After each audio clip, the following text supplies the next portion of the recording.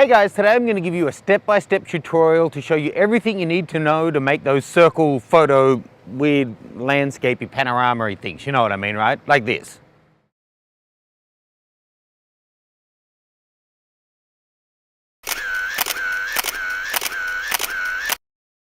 Okay, so first step is basically you need to start out with the panorama to make that shot. So to take a panorama, you want to find a good location that's got, a couple of bands of in the scene, like a foreground, middle ground, and sky. And then most importantly, make sure you take a lot of photos to give yourself a lot of overlap on each one. You don't want them matching on the sides. You want to give like 30 to 50% of overlap so that Photoshop can stitch them together. Then you want to make sure that you lock down your exposure perfectly. So either lock the exposure or put it into manual mode and keep it all the same, because if there's more, say, shadows in one part of the scene, you don't want it boosting it and then throwing the sky out so that they don't match up anymore. And as I said, you want to make sure it's a beautiful scene. This isn't it, so like any good cooking show, let's throw to one that we prepared earlier. Okay, so we're going to do this nice and quick. I'm going to try and do it in 5 to 6 minutes when really you should be spending an hour if you want it to look really, really great. But let's just jump straight in. My buddy Eric was in the city today taking some shots for a panorama, so we're going to use those. So first of all, as I said, get constant exposure, put them all in a folder, then open Photoshop, File, Automate, Photo Merge. This is how we do our panorama. Click Auto, choose the photos that you want to use.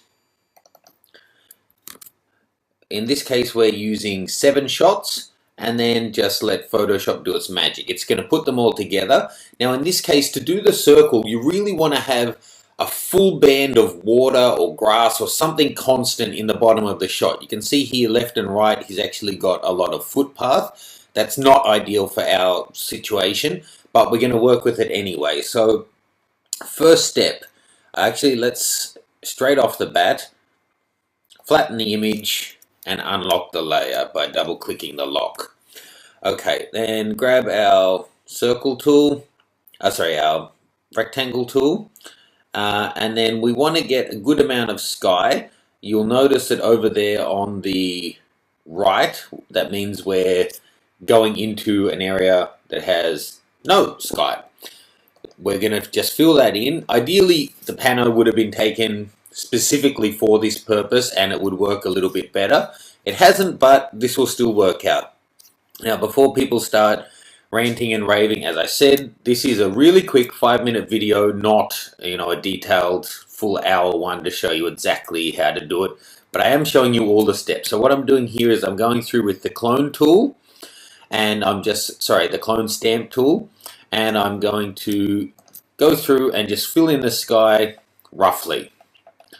Okay. Now, we know that it's been bodged, and that looks a little bit strange, but it will work. Let's just fix up a little bit. There we go. Look, it does look a little bit strange as it is, but it's really going to work. Now, to make things even stranger, we're going to do the same, because as I said, we need the water to fill, so we need to fill that in. So I'm going to take a few little quick readings for clone stamp and just fill that in. This is definitely going to need, touching up at the last step, but that's just fine. So we're going to go through adding water. Let's grab a reading from right over here. Okay. Now, yes, this is going to need some more detailed work, but I'm just doing this quick and nasty, and I really suggest look at using grass in the foreground rather than water. It can work really, really well. So there we go, there's our shot. Now we want to flip it. So let's go into Image, Rotation, 180. There we go. Now for it to really work, you want the water to match up on each side. We can go through and use some tools to make that happen, but for now I'm just going to patch it up at the end.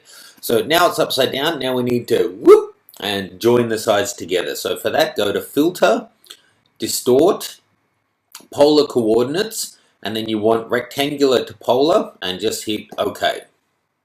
Okay, so it looks a bit mental, especially the edge of the skies. That's fine. So next up, let's make the canvas a lot bigger so we can play with it.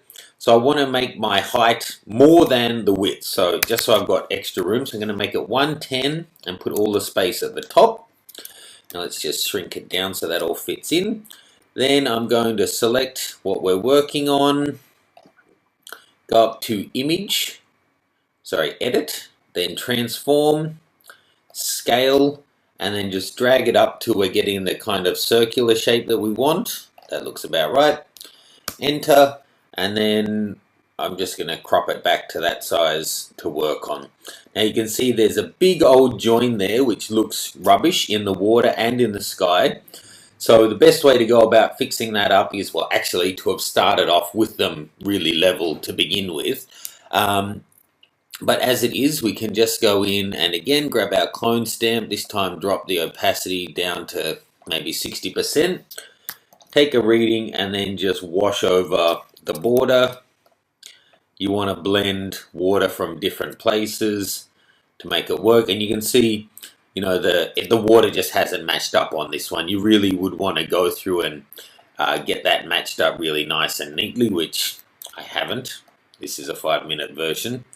And if you can, shoot a subject that really works for what you're trying to do. So next, let's grab the circle tool, the circle selection, and hold down Shift, make a perfect circle, and then drag it into place to about where we want it. That works. Then we'll crop that. And if you inverse it and then delete that, you'll be left with just a circle. So again, you know, the sky looks ridiculous, so you'd want to go through and fix that up and give it a nice join. We could just make that cloud kind of extend over. Obviously, it takes a bit of finessing, which is not something I'm going to spend an hour to do now. That actually, I think, looks worse than it did to begin with. But you can see how you quickly pull that across. And again, to double down on the cooking theme, let me show you one that we prepared earlier. Okay, so there's one that's working quite well. The buildings are just popping and going a bit crazy, but you know, Okay, so that's actually really straightforward, yeah? And you can use parts of that technique for all different things. So I will actually get a shot of this boring wall and then we'll turn that into a circle. Hope that helps, guys. Leave me any questions or comments. Click to subscribe and like, share it around, and I'll see you soon.